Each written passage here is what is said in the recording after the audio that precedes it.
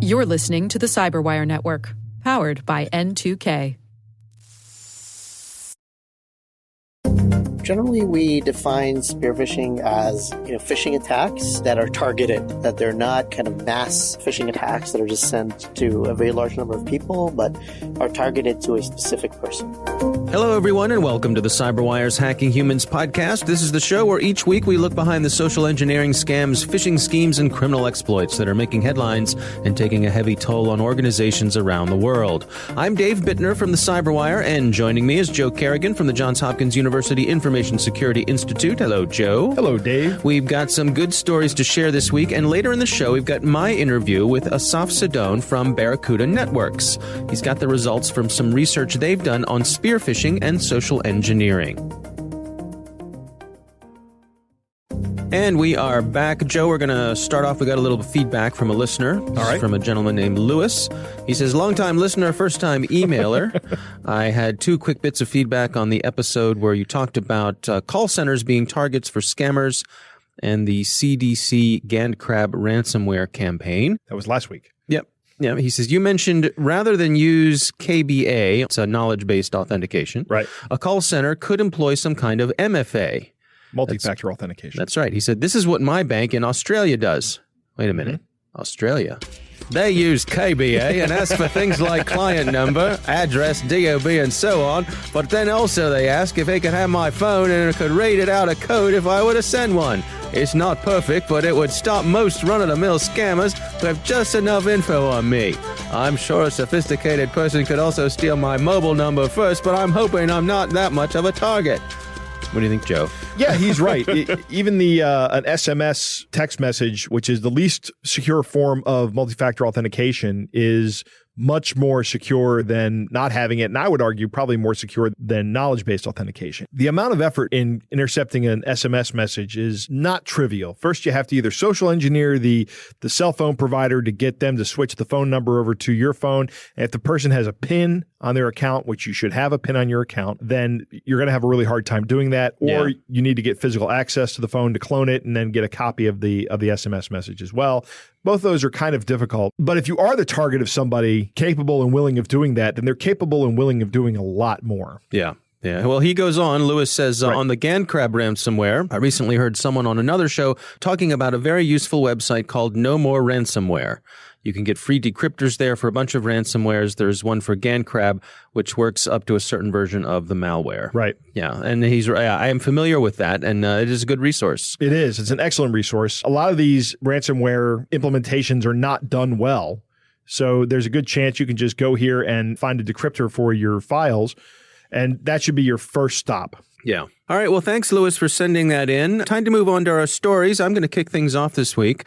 This story is from a Facebook group that happens to be made up of listeners of the Make Me Smart podcast. That's the podcast with Kai Risdal and Molly Wood. They are the hosts from Marketplace. And a gentleman named Rob wrote in, and he said, wow, just fell for a PayPal scam, which was surprisingly clever. Huh. He says, you might want to read this. To avoid this scam, please share. Right. He says, I Googled call PayPal to get PayPal's number so I could ask them a question, and a phone number came up to call. I called it. It looked legit because it said on Google that this was the number for PayPal.com. And he lists the number. I have fallen for something very similar to this recently that I'll talk about after this. He says they asked me for my email, just my email and not a password, and in order to verify who I am, they sent me a verification code to my phone. This verification code came from the same number PayPal always has used to send me verification codes, so I trusted it. Mm-hmm. I told them the verification number, and to me this seemed very legit, as how could they know my phone number, and how could they send me verification text from PayPal if they weren't PayPal, right? Wrong. He says they simply went onto PayPal.com, typed in my email address, which I gave to them, and then clicked to reset my password by sending a text. This prompted PayPal to send a text verification to me, which I told to them. Then they accessed my account. He says in order to stall me, they then told me I would need to go to Walmart or 7-Eleven to get a Google verification code in person. I've never heard of that before, Joe. Neither have I, but that's a very clever angle. Yeah, he says, this was simply to stall me, get me off my computer, and go out for a while so they could steal some things. Yep. He says, I realized this was a bonkers request, so I hung up, went to the actual PayPal website to get the actual PayPal phone number, and then called them, and he says, I'm straightening things out right now. Excellent. He says, realize that your Google results are not true results. Most of the first results are ads, even ones from scam artists, which slip past these tech giants because they don't vet things before making them live. That is 100% correct. Yeah. So he included a screenshot of this search just by searching on Google. It's called PayPal. Sure enough, the first thing that pops up, it says paypal.com, contact us, and it has this bogus phone number. Right. I'm surprised that at this stage of the game, this is slipping by Google. Yeah. This is so overt. It is. I had something similar happen to me. And Robert, if you're out there listening, thank you so much for sharing your story. Many people don't like sharing their stories, but this is an important story to share. And I'm going to go ahead and share something that happened that was very similar to me. All right. I needed to call Comcast, who's my ISP and my cable TV provider. So what do? I Google Comcast customer support number, and something very similar to this comes up, and I hit it and I dial the number.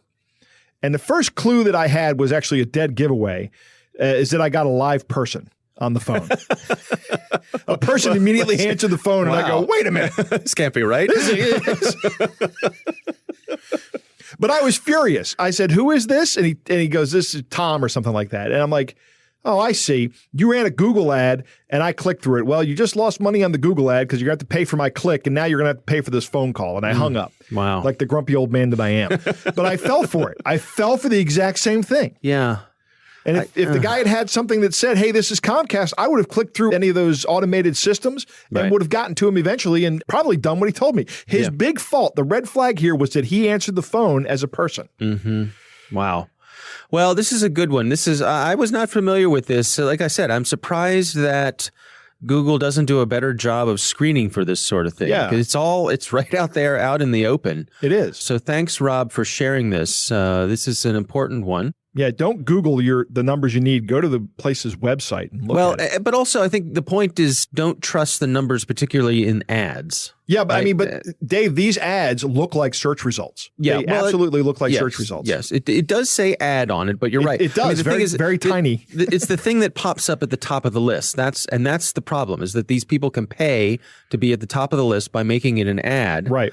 And so, like you said, go to the company's website, get their customer service number. Or scroll down in the search results a little more. Yeah. All right. Well, that is my story this week. Joe, what do you have for us? Dave, my story comes from Zach Whitaker at TechCrunch, who has a story about a spam server that was found by security researcher Bob Diachenko. And Bob found the server because the spammer did not set a password on it. Really? Just left it open. All right. So he went out and did some investigating. When he found the server, it was dormant, but it was ready to go again. Bob reported this to TechCrunch, and TechCrunch and Bob did some digging on this. And they found that when the server was operational, it had sent more than 5 million emails over the course of 10 days. Wow. 160,000 of these emails had people click on them. Now, that's a 3% success rate, which kind of seems high to me for spam. First off, it seems high that enough would get through that 3% of the people would click on the link. That it would even be put in front of them. Right. I would expect that 3% of the spam email would make it through the filters. It's pretty impressive, but here's how the system worked. First, the spammer had 3 million email credentials, username and passwords, on this server. Oh, stored there. Stored there. Okay. And he was using those to log into an email account. And if he was successful, the first thing he did was he would pull email addresses and subject lines from messages in the sent folder. To harvesting those. Exactly. Okay. So once he had those, he would send that information off to a second server, which would then generate a custom email to the email address with the subject line that they'd already seen from the original sender. Oh. Right? So the next thing it would do is that system would then push the email out to a proxy server, and the proxy server was actually composed of multiple cell phones with cellular data connections. And these cell phones would change their IP addresses every so often to keep from being tracked. Right. And then the cell phone would log back into the original email account that had already been compromised and submit the email to be sent along, and it would look like it was coming from the actual sender because it was coming from their account. So if you did the typical forensics and opening up everything on the email to look at where it came from, it actually did come from the sender's account. Wow. So it looked very legitimate. So that's why these things were getting such a high click rate and probably going through the spam filters, because the spam filters were like, oh, here's another message from this person. Right. With the same subject line before in the same email chain. I've seen this. This is a known person. Right. This is somebody that the recipient of this email has already sent an email to or has already received emails and looked at and didn't flag as spam. This one's probably spam too. Yeah. So they're using a combination of two things. Number one, they're using some, I guess, finagling to get around the AI that does the spam filtering, but then they're using the subject line that you've already seen to get you to think this is part of an email conversation. Right. Just another message in a string of emails. It is. And this is a fascinating article. It's a little bit technical, but I still think it's a good read that everybody, even if you're not very technical, should go ahead and read this article. It's very interesting. When Bob found this, he got in touch with TechCrunch, and TechCrunch got in touch with the hosting provider, and they managed to get the hosting provider to essentially disconnect this server from the network. And the hosting provider was cooperative, which is great. And when they noticed the 3 million credentials, they gave those to Troy Hunt. So Troy is probably in the process right now of adding those to haveibeenpwned.com and may already be done with it. What an interesting look inside of how one of these operations can work. Yeah, they found a dashboard open up. This guy had a GUI dashboard open that would show him his success rate for logging into things. Check the article out. It's pretty good. All right, we'll have a link for it in the show notes. Joe, it is time to move on to our catch of the day. Our catch of the day comes to us this week from a listener named Zachary, and he sent us this letter, and it reads like this. Very good morning. I went through your impressive profile, and I was compelled to share a business proposal over capital project with you, which I know you will be highly surprised for receiving such proposal over the internet. Did you receive my previous email sent on the 24th March 2019? I am resending you same message with complete details of this project. Kindly read confirm and your readiness to handle the fund transfer to your nominated account and your readiness to manage the investment for my client. I am hereby officially introducing myself. My name is Glenn Penny, U.S. citizen, and lives in Abu Dhabi, UAE, working as a business consultant for Atlas Precious Metals DMCC, based in United Arab Emirates. I am currently in Benghazi, Libya, and can be reached by email or my mobile phone as indicated below. We are making a business project inquiry. My client is seeking for capital projects to put up their huge capital.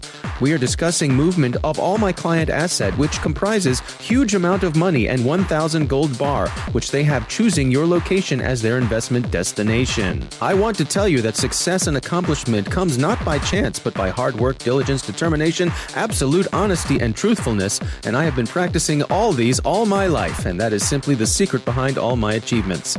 I will be glad that you are putting all these ingredients into practice. It is also worthy to mention here that I am just an ordinary agent whose job and assignment with asset owner is to make available a capital individual or company who can help them manage and invest their fund and asset. The agent commission, once the execution of the project is completed, is my primary aim of involvement. Finally, I will not forget to notify you that there is only one thing needed for a successful execution of this project, and that is trust. Transparency is another important factor, and of course, dedication should be of tremendous importance. Creating a good working relationship with a fund owner is extremely very important. I don't have to remind you that a transaction of this magnitude requires total commitment. On this ground, you have to always squeeze out enough time from your busy schedules to enable you pay attention to the success of this project. In a business of this kind, communication is indisputably a must-do affair. That is to say, you have to be in a steady communication if you are ready to handle this project. In conclusion, you will have to maintain steady communications because that is the only sure way to bridge the gap created by distance which exists between us. Kindly contact me for further details about the project. Upon your response and acceptance of the contract, complete information on what next will be provided. Glenn Penny. Wow. There's a lot there, Joe. I'm just going to take a wild guess here. Glenn Penny is not a native English speaker. You think? Yeah. That's wild speculation on my part. This is awesome. Gold. It's gold. It's gold. 1,000 kilograms of gold. That's right. 24 karat gold. 99.6% purity. Yep. Yep.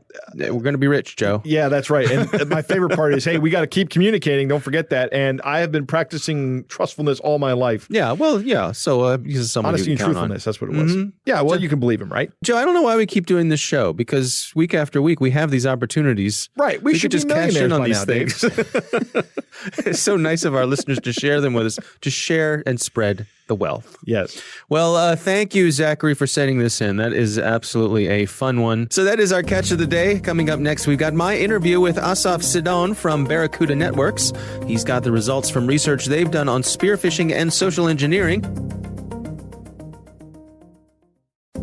Joe, we are back. I recently had the pleasure of speaking with Asaf Sidon. He is from Barracuda Networks, and they've done some research on spearphishing and social engineering. Here's my conversation with Asaf Sidon.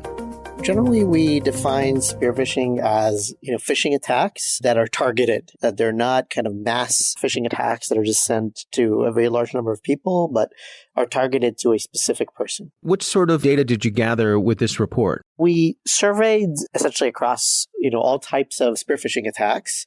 We categorized them into 3 buckets. So what we call them brand impersonation. So these are attacks that are impersonating brands we use on a day-to-day basis, like Outlook or DocuSign, Apple, Dropbox, etc. Then employee impersonation, or BEC, where these are attacks that are actually impersonating someone in your organization, for example, your boss or your CEO.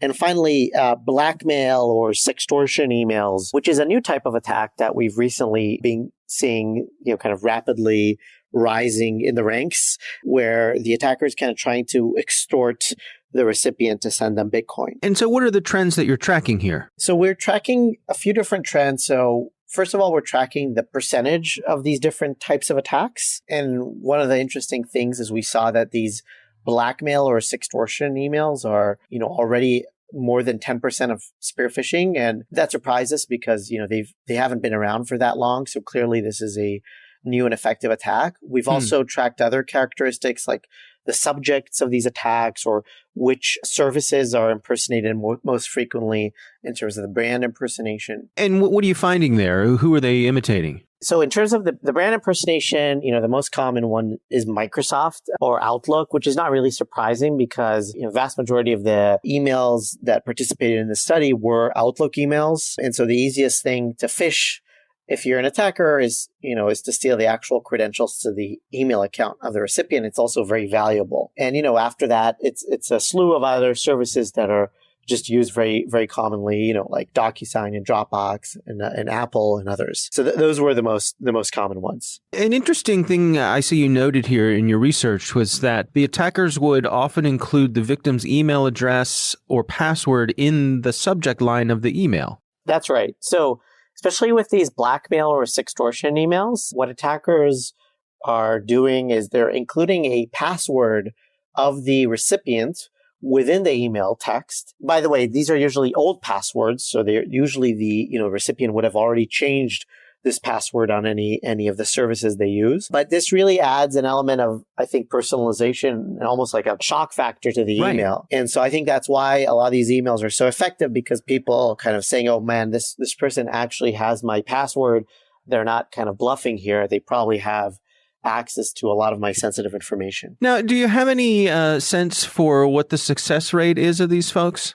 It kind of really depends. So first of all, we don't have direct knowledge for a given attack. We don't necessarily know if it was successful or not. So we could see if the user clicked on it or even responded to it. But beyond that, we really can't see. We can make educated guesses though. So I would venture to guess that all of the attacks that we're seeing are very successful, because it's really kind of a law of natural selection.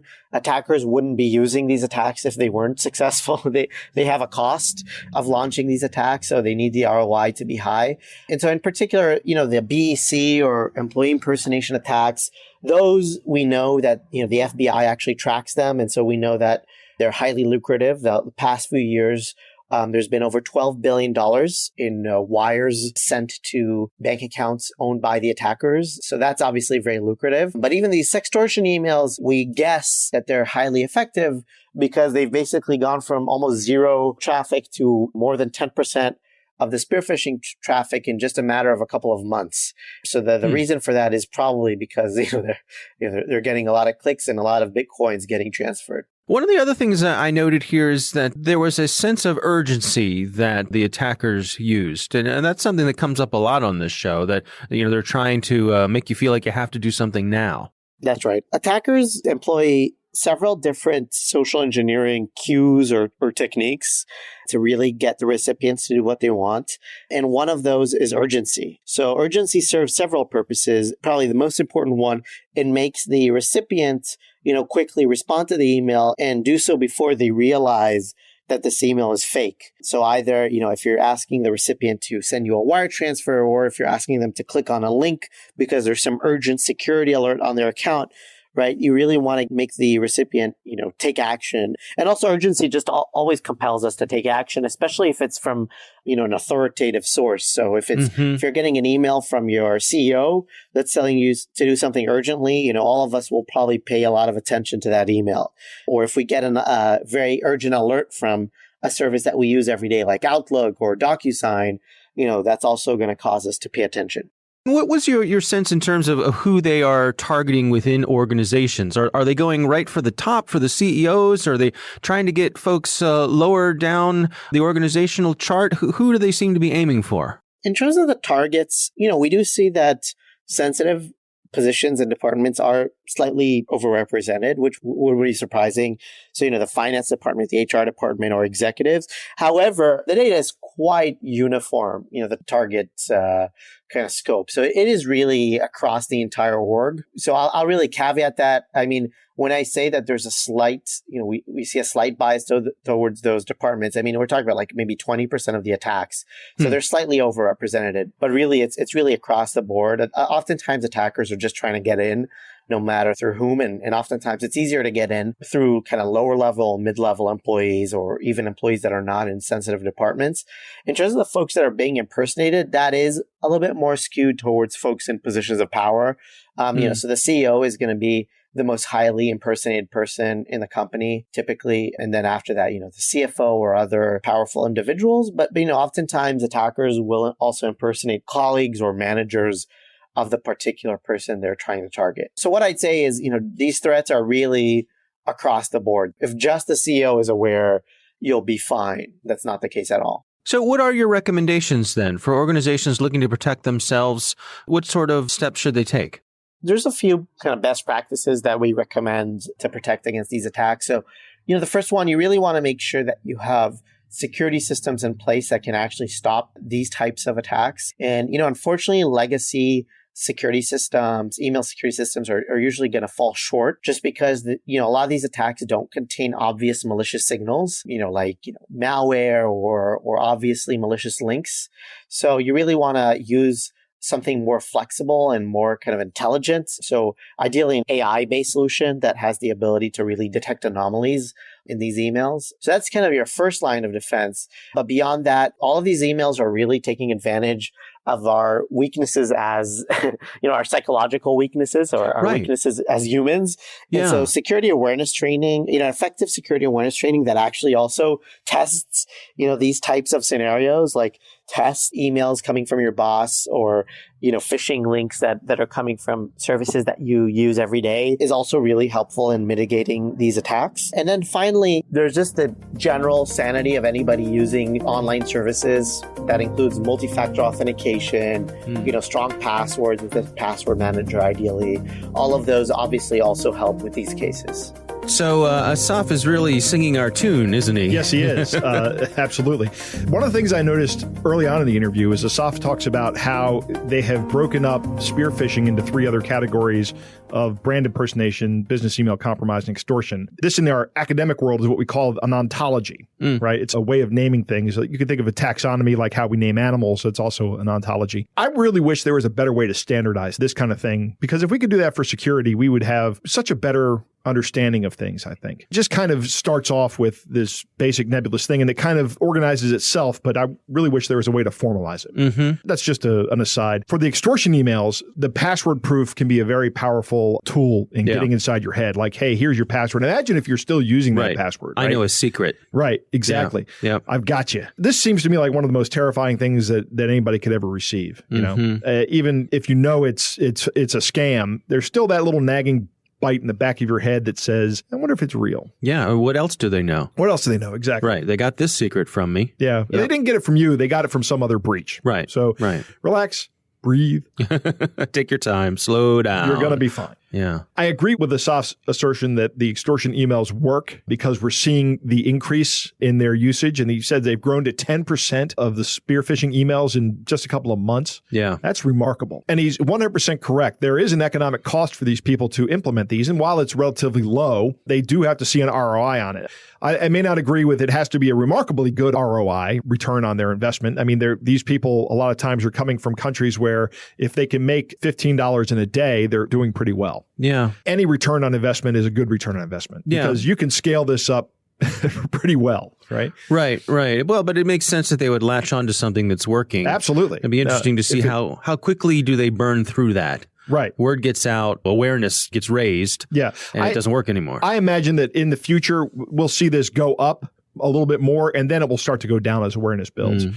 This will become about as common as the Nigerian prince scam, right? Which still is around. It will always be around. It will always be out there. It's one of the classics. Because it will become one of the classics. I guarantee it. Yeah. Urgency. We hear this again. It's just another form of an artificial time constraint, right? And that's one of the big social engineering tools. And Christopher Hadnagy talks about it. It's absolutely imperative that when somebody is telling you that this is an urgent problem via email, that you need to just relax. Right. Go make a cup of tea, make a cup of coffee, talk about it with somebody else.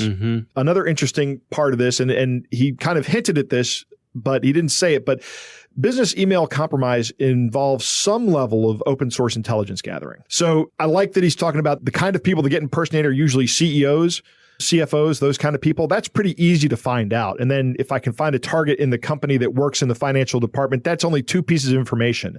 But when I start doing things where I'm getting really deep into the organization and I find 2 people in the financial organization and I start imitating email from one of those people to another person, that's a lot more open source intelligence gathering that has to be done. It is groundwork that needs to be done. But these business email compromise scams have, as we talked about in this podcast before, are remarkably profitable. Yeah. They are very profitable. So they're going to put the time in to do this. Right. It's where that investment pays off. It does. I guess often enough that they keep doing it. Yeah, and it pays off big. And it's remarkable. Bruce Schneier, I've quoted him before, security is not a product, it's a process. I'm paraphrasing here. A lot of these business email compromise attacks can be thwarted simply by implementing better policies and processes. It's a company policy that when someone sends you an email that you make the phone call back for the transfer, or that 2 people have to be involved in the process of transferring money out, or maybe even 3 people, depending on what your risk level is. And every company will have to decide this for themselves. But I think that people are well served by taking a look at what their risks are, how much risk they're willing to accept, and how much impediment to the process they're willing to put in to mitigate these risks. No, it's a good point, that notion of taking a risk-based approach. And that's not a one-size-fits-all type thing. Right. We want to thank the Johns Hopkins University Information Security Institute for their participation. You can learn more at isi.jhu.edu. The Hacking Humans podcast is proudly produced in Maryland at the startup studios of Data Tribe, where they're co-building the next generation of cybersecurity teams and technologies. Our coordinating producer is Jennifer Iben. Our editor is John Petrick. Technical editor is Chris Russell. Our staff writer is Tim Nodar. Our executive editor is Peter Kilpe. I'm Dave Bittner. And I'm Joe Kerrigan. Thanks for listening.